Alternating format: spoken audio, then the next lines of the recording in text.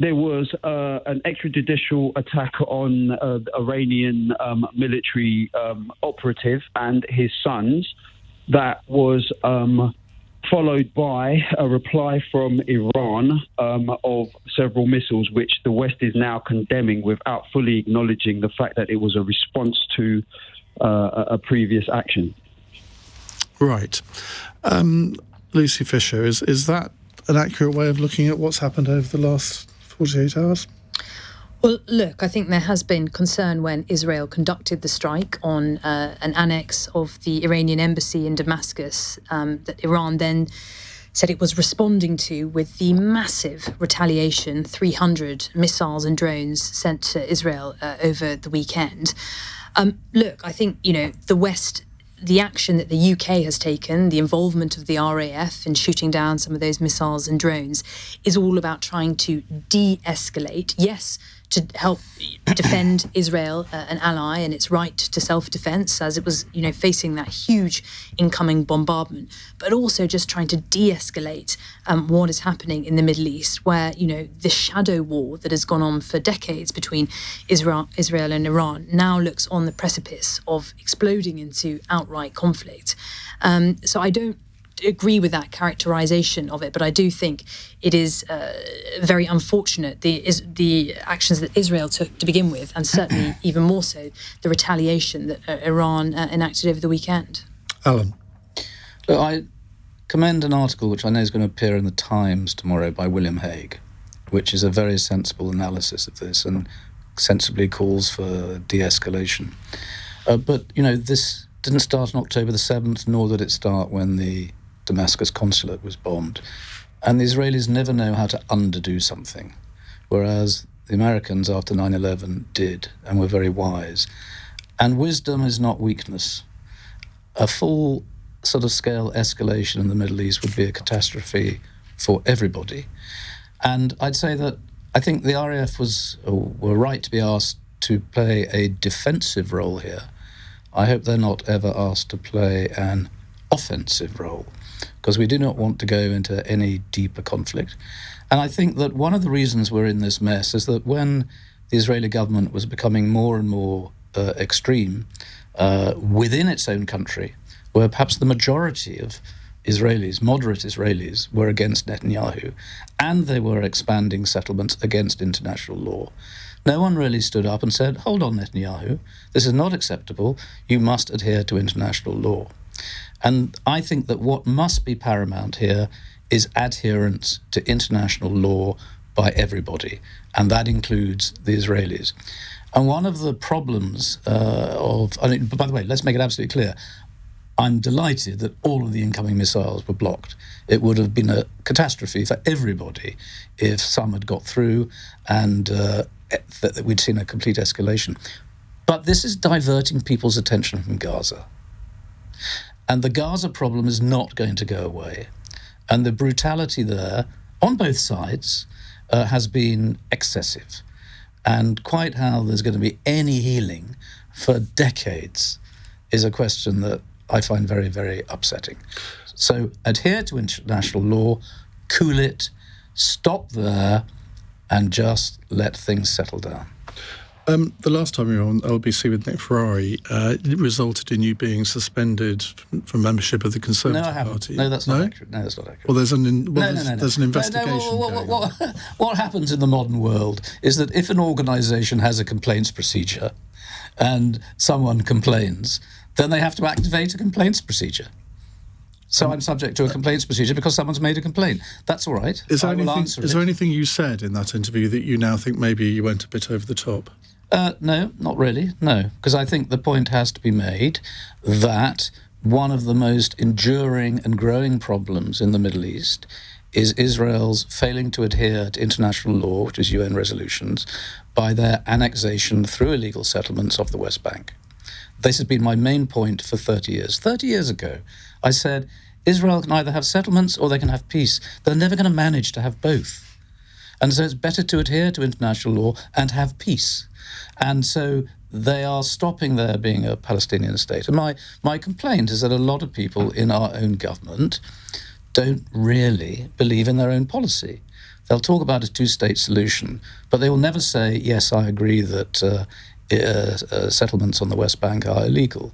And I'd say to journalists, I say to someone like you, Iain, please, when you do have someone here in front of you, ask them if that's what they agree with. Because if they don't, then I think you can challenge them by saying, well, you've just binned international law and the rules-based international order. But you were a Foreign Office Minister for, was it 3 years? Yeah. And you had to adhere to collective responsibility during that time.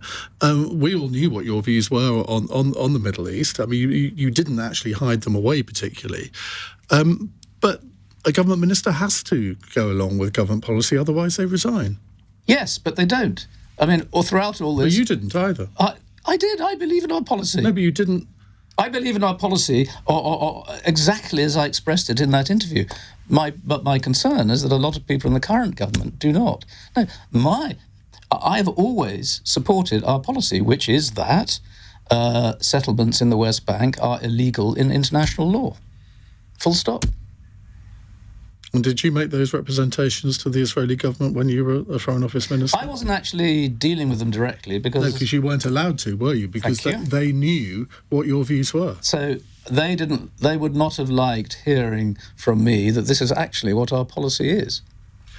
Do you still think Tom Tugendhat should be sacked? Because that was, when I heard you say that, I thought, what an extraordinary thing to say about somebody. I think you described him as an extremist. And I'm thinking, well, this is one of the more moderate members of the government. There are many qualities in Tom Tugendhat. The reason I said it, and I invite you to look at his Wikipedia page, is that he says that he does not believe in UN resolutions in respect of settlements in the West Bank.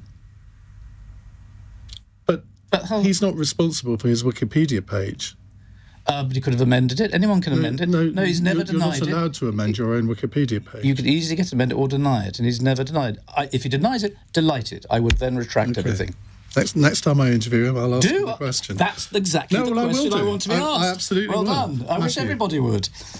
Well, my own view on this is that the arc of recent years in the Middle East has been a growing rapprochement or accord between Israel and the Sunni world, partly characterised by the Abraham Accords. And I think Iran instructed or advised Hamas to conduct that atrocity in order to provoke an overreaction from Israel. If you look at the medieval nature of the barbarities, they were precision engineered to goad Israel into a devastating attack on Gaza, which would alienate street opinion in the Arab nations, make an accord with Saudi Arabia less likely, and would further the interests of Iran.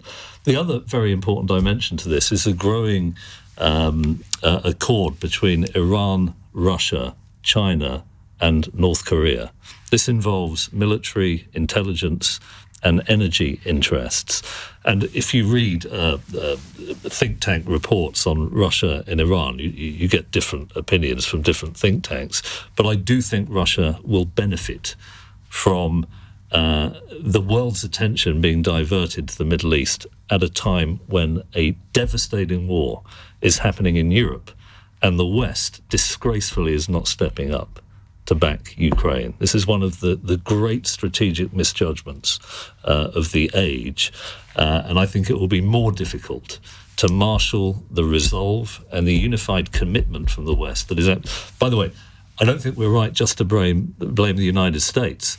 European nations have free-ridden on American military expenditure for decades, and that is another disgrace that we're completely blind to in Europe. And it's very interesting, isn't it? Today, I think Zelensky has said, isn't it interesting that British and French planes can intervene to protect Israel in terms of shooting down missiles, but they won't do it in Ukraine? Angela? I think they provided some of the equipment to do that in Ukraine, but it's not been as ongoing. It's interesting. I know, and I hear what Alan says about this didn't start Damascus, this didn't start on 7th of October, but it was the 7th of October attacks by Hamas on Israel that really have instigated the current instability. And I think the shock that reverberated around the world, and there are still hostages, I can't remember exactly how many now, but there are still hostages where their families have no idea. 126. Roughly. And having met some of the families of those hostages, the scale of their anguish and fear for their families. And anger at their own government. Some of it is, yeah. But they just want their family home. And so often with these conflicts, the people on the ground, not the decision makers, are the ones that bear the biggest brunt, as we see in Gaza as well. So I think the October 7th attacks did precipitate what we're seeing now. We just had the statement in the Lords after the Commons did it earlier today.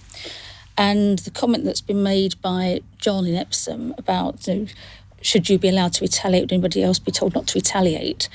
I think it's the scale of the retaliation that worries people. And David Cameron's comments were quite interested on this. I look forward to seeing what William Hague's got to say tomorrow. But I think there is a real fear that it just escalates and continues to escalate. And I think urging restraint from all sides. You can't earn one side restraint. It's like calling for a ceasefire from one side, but not both sides. Urging restraint at this stage and diplomacy from other countries is going to be really important. Whether it will work, none of us know. This is sort of my point about the wise course of action is to underdo the reaction, not to be goaded. Yeah. So I agree with Matthew, and I largely agree with his analysis. But wise leadership does not allow itself to be goaded and overreact. That's my point. Well, because you will know this better than anyone, having been a Foreign Office Minister. Sometimes your heart tells you one thing and your head tells you another, and it's important most of the time to let your head rule your heart. And you can understand a desire for revenge, a strike back, but when you think of what the consequences of that might be, that is in many ways unthinkable.